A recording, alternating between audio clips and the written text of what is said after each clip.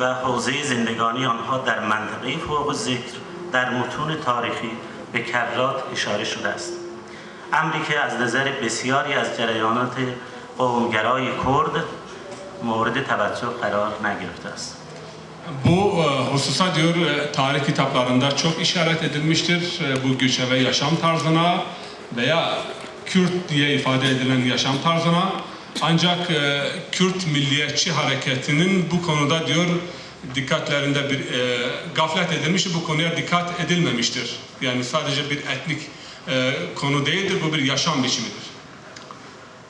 بسیاری از آنچه که به لحاظ تئوریک در تعریف قومیت افسانه اجداد مشترک، خاطرات مشترک، عناصر فرهنگی خوانده می شود، ما بین کردها و سایر ایرانیان مشترک و البته با اعراب عراق و ترکها در ترکیه مقدار این اشتراک به جز عامل دین به شدت کاهش می‌یابد.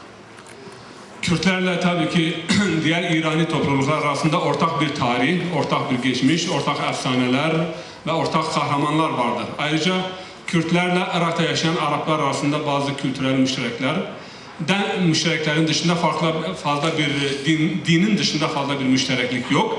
Ayrıca Türkiye'de de yaşayan Kürtler ile Türkler arasındaki tabii ki din birliği vardır ve bir takım kültürel birlikler. İrani toplulukların ama birçok çeşit ortak müşterekleri vardır.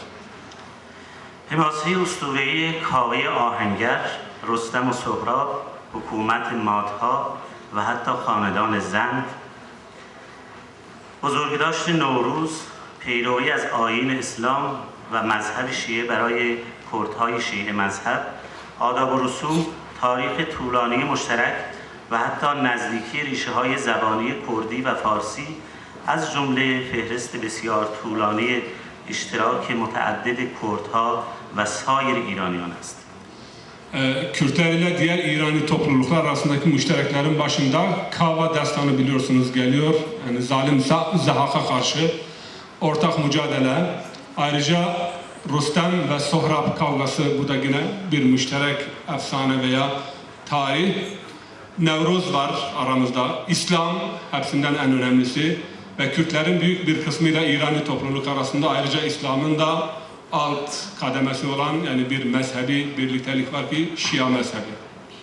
خصوصاً آنکه نام کرد چه به صورت عام چه به صورت خاص همواره به عنوان بخشی از مردمان ایران و کردستان با عنوان بخشی از ایران در خاطر این مردم ثبت گردیده است تا جایی که حتی تا این اواخر بخش کردشناسی در مراکز پژوهشی و فرهنگی غربی ها بخشی از ایرانشناسی محسوب می‌گردید. Tarihte ve bugün de dahi Kürt veya Kürdistan denildiği zaman İrani topluluğun ve İrani milletlerin bir parçası olarak biliniyordu.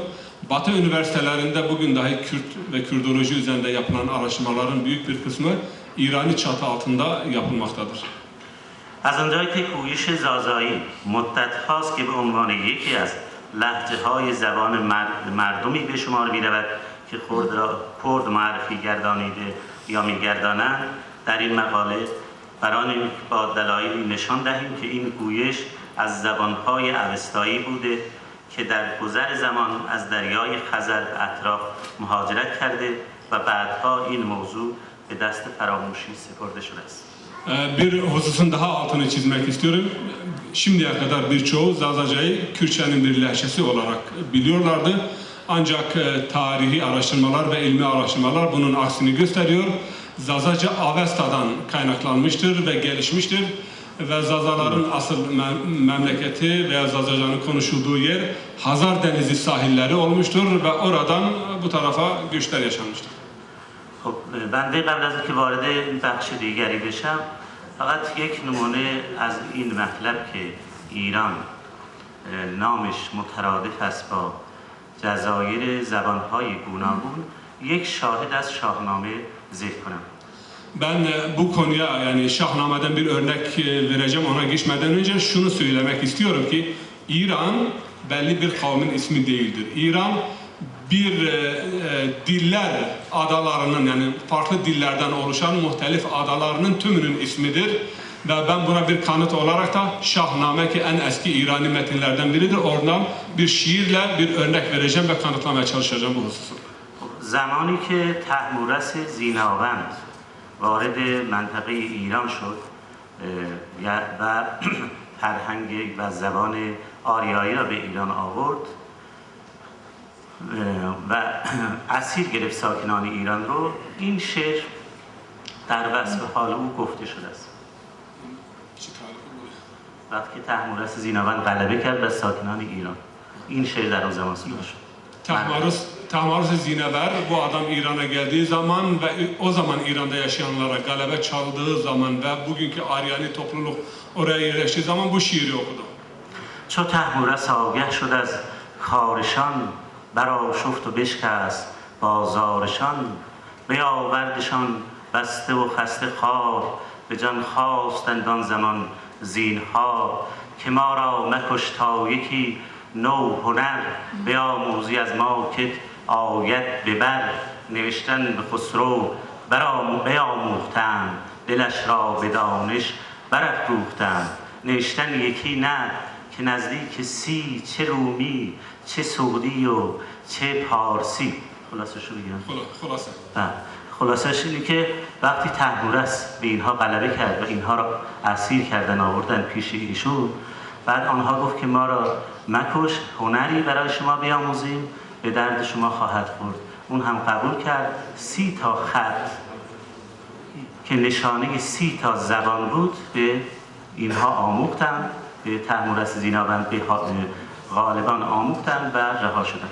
طهمورث اهل کدوم مملکت بود خودش؟ طهمورث جزو آریایی بود که از هند اروپاییان وارد فلات ایران شده بود. Tahmarus yani asıl İndo-Aryani komutanlardan birisi gelip İran'a galebe çaldığı zaman ve oraya yerleştiği zaman halk ona dedi ki bizi öldürme, biz sana bin bir çeşit hüner öğreteceğiz, senin işine yarayacağız ve padişaha yani o komutana 30 çeşit hat yazı öğrettiler ve o 30 çeşit yazıdan her bir milletin adına yani bir yazı, Soran, Goran isim teker teker bu şiirde zikredildi. Tabii ki o şiirin özetini söyledi. Bu da şunu gösterir, bu kavimlerin hepsine İrani topluluk denilir. یکی از شاخصهای اصلی چالش قومی در منطقه و بسیاری از نقاط جهان تاکید احزاب و جریانات قومی بر خواسته‌های زبانی است. Bölgedeki tabii ki çakışmaların ve sürtüşmelerin en önemli nedenlerinden birisi de farklı grupların kendi dilleri üzerindeki talepleri ve dillerini konuşma ve dillerini yaşatma konusu olmuştur. Gerçi به قول دوسوسو زبانشناس معروف اشتراک زبانی و همخوانی هیچ رابطه الزامی با یکدیگر ندارند. Ama batılı dil bilimcilerinden birisi diyor ki yani dil birliği veya dilde ortak olmak bu kesinlikle her hususta birliktelik arz etmek anlamına gelmez. اما میان وحدت قومی و زبان رابطه متقابل وجود دارد. Dil birliği ile kavim birliği arasında paralel bir ilişki var. پیوند اجتماعی در جهت آفرینش یک جامعه زبانی نیز برعکس تا حدودی تشکیل دهنده وحدت قومی است. Yani toplumsal birlik için dil birliği lazım geldiği gibi bir kavmin bütünlüğü için de tabii ki dilin önemi vardır. بنابراین مسائلی همچون وضع زبان که تقریبا در همه جوامع متفرق بسیار حساسیت برانگیز است، بیشترین نماد ستیزه‌جویی را تشکیل می‌دهد. Dil belirleyici olduğu için yani dil konusu gündeme geldiği zaman bakıyoruz ki yani en fazla sürtüşmelere sebebiyet veriyor. این موضوع اغلب توسط گروه‌های محروم به عنوان نماد کامل سلطه تلقی می‌شود. Ve mahrum gruplar veya ezilen gruplar tarafından yani dil ya talep yönünde bir sembol veya kendilerine tahmil edilmiş olan bir gücün sembolü olarak görülüyor. تأکید مستشرقین و فعالان سیاسی قومگرای کرد بر استفاده از مقوله زبان به عنوان یک خواسته قومی مردم کرد گاه به اظهار نظرهای غیر علمی درباره ریشه زبان کردی منجر شده است. Tabii arz ettiği bu önemine binaen Kürt ulusal hareketlerinin taraftarları bu sembolü tabii ki kullanıyorlar ama bazen de bunu kullandıkları zaman bakıyoruz ki ilmi olmayan bazı etütler veya yaklaşımlar sergiliyorlar. و برای زبان کردی بدون ارائه هر گونه دلیل و شاهد ریشه هایی ابداع شده که با مستندات مطالعات زبان شناختی و حتی نظرات محققان کرد هماهنگی ندارد. Son dönemlerde bazı araştırmaları görüyoruz ki yani hiçbir ilmi dayanak ve destek olmaksızın hatta Kürt dili alanında uzman olmuş yani ve